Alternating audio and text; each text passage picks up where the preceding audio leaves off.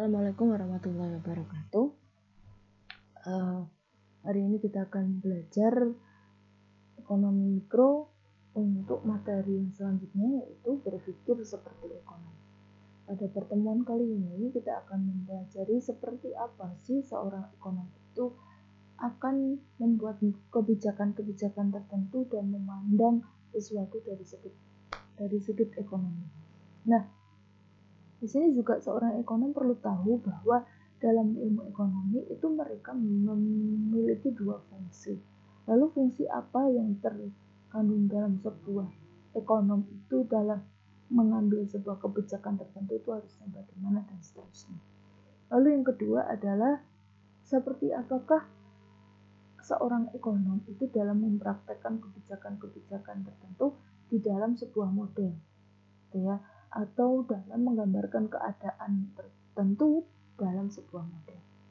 Lalu yang ketiga, seperti apakah konsep yang diilustrasikan dalam sebuah diagram.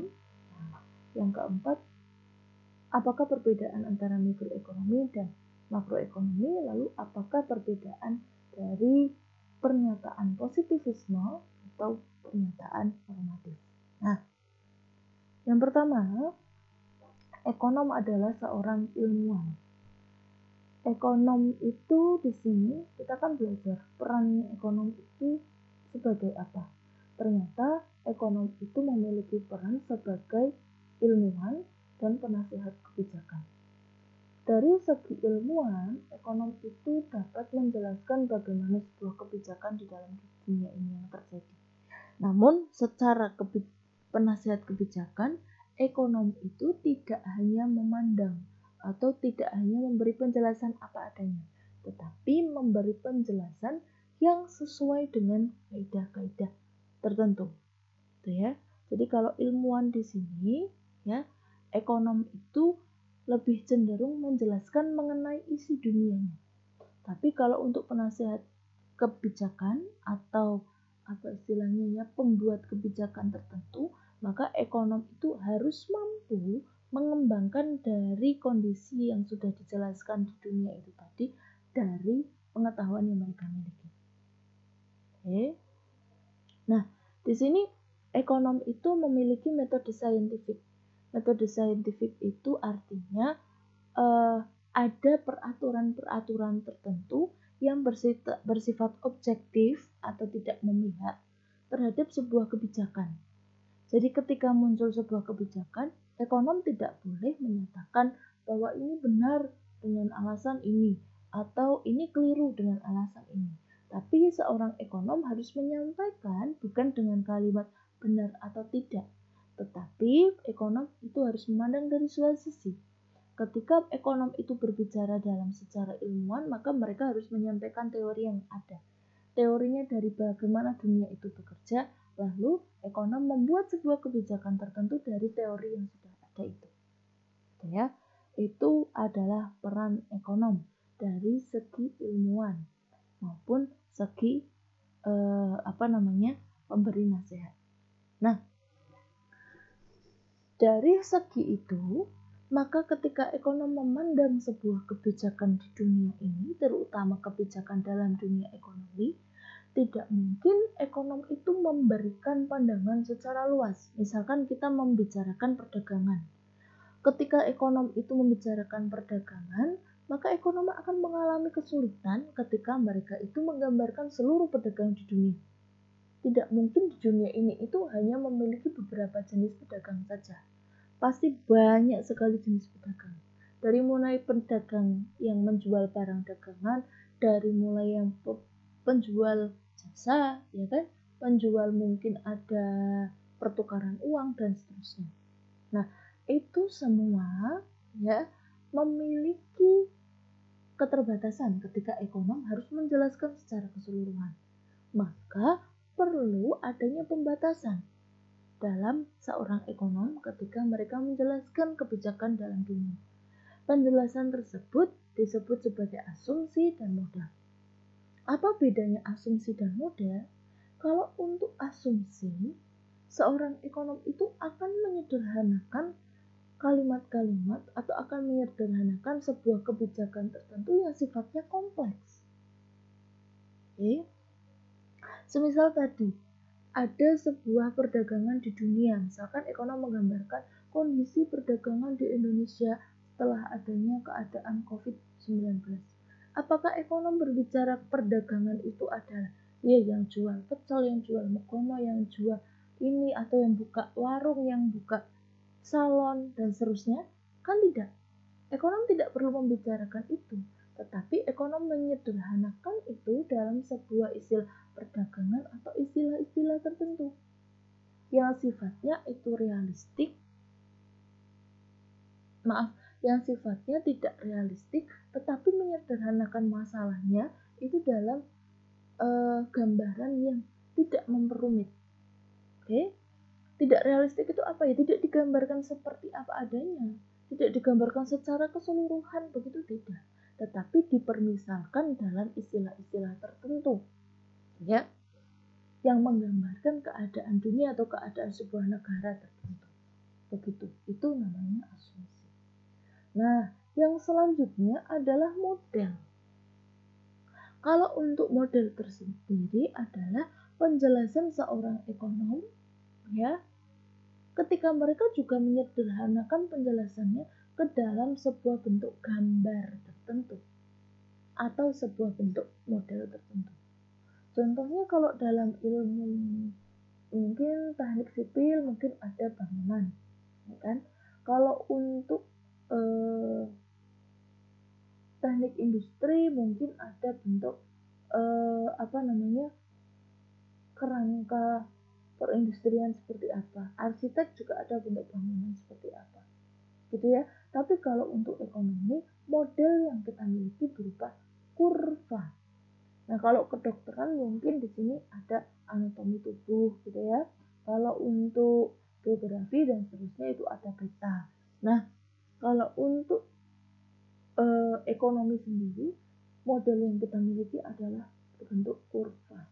Nah, kurva atau diagram itu menunjukkan bagaimana sebuah keadaan itu bekerja. Nah, di sini ada keadaan ekonomi yang terjadi di pasar di seluruh dunia, itu digambarkan menurut Manview, digambarkan dalam bentuk circular flow atau bentuk lingkaran berputar, diagram lingkaran berputar. Di mana di sini memiliki dua aktor atau memiliki dua jenis pedagang.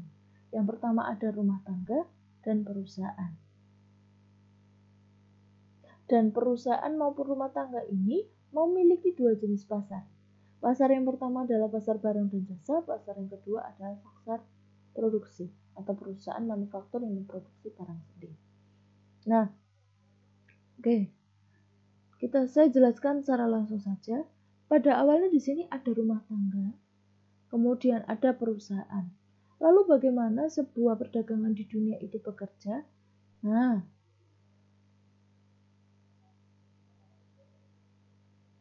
mungkin teman-teman akan bisa membaca penjelasan ini ya. Perusahaan membeli, memperkerjakan dan seterusnya. Ini, saya jelaskan dulu saja. Untuk rumah tangga, di situ rumah tangga itu memiliki tugas memproduksi barang yang nantinya barang-barang tersebut akan dijual ke perusahaan.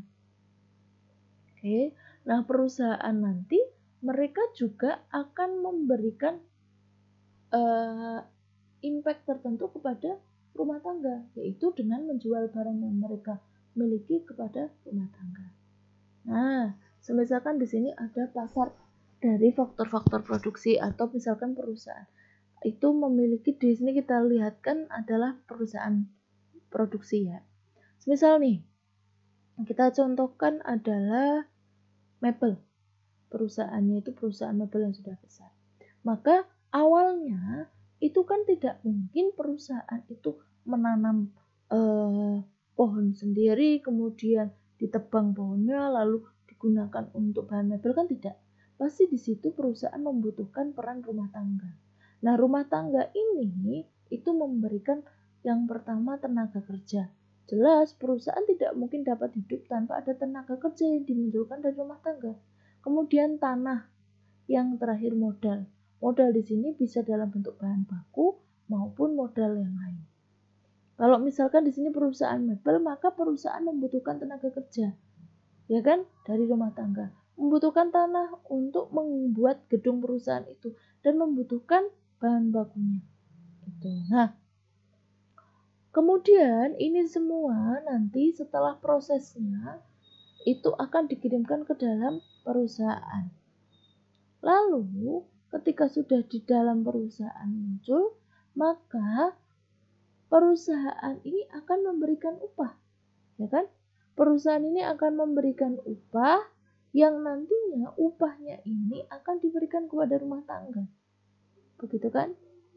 Nah, kalau untuk perusahaan barang dan jasa, maka di sini adalah rumah tangga ini itu akan membuat atau memberikan uangnya. Jadi pada awalnya tadi itu adalah perusahaan yang memberikan upahnya kepada rumah tangga. Yang kedua itu sebaliknya. Ketika rumah tangga itu sudah menyetorkan ini dan memiliki pendapatan, maka rumah tangga atau per rumah itu akan memperoleh uang, ya kan? Ketika mereka memperoleh uang, pasti mereka mempunyai kebutuhan. Kebutuhan itu dipenuhi dari perusahaan. Jadi pada dasarnya dalam siklus ekonomi di sebuah perusahaan itu berputar. Ya. Berputarnya bagaimana? Dimulai perusahaan rumah tangga ini yang menyetorkan modal, tenaga kerja dan seterusnya tadi kepada perusahaan. Kemudian nanti pada waktu tertentu ketika rumah tangga itu sudah dibayarkan pendapatannya, ini ya, sudah dibayarkan, lalu rumah tangga itu akan membelikan pendapatan yang sudah mereka miliki ke perusahaan. Oke, itu adalah gambaran siklus perdagangan di dunia ini. Nah, gambaran ini disebut sebagai mengistilahkan perdagangan ke dalam dua jenis perusahaan dan rumah tangga itu disebut asumsi. Oke, dan mengistilahkan perdagangan di seluruh dunia dalam bentuk diagram ini namanya model. Gitu. Oke, ini tidak perlu saya jelaskan. Nah, ini bentuk gambaran lain. Misalkan perusahaan di seluruh dunia itu memproduksi motor dan mobil dan seterusnya. Ketika memproduksi motor 50.000 dan mobil 50.000 dan motor 0%, maka produksinya motor 500, mobil 0 dan seterusnya. Ini hanya menggambarkan saja. Ini menggambarkan bagaimana sebuah perekonomian terjadi ketika seluruh dunia diasumsikan itu hanya memproduksi motor dan mobil. Nah, ini gambarannya begini. Lalu digambarkan dalam bentuk kurva.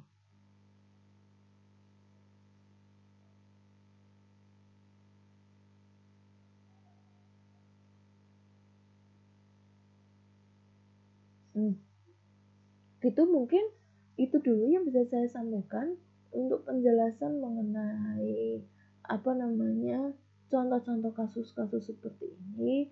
Mungkin nanti bisa kita diskusikan lagi di minggu selanjutnya. Mungkin itu yang bisa saya sampaikan. Terima kasih. Wassalamualaikum warahmatullahi wabarakatuh.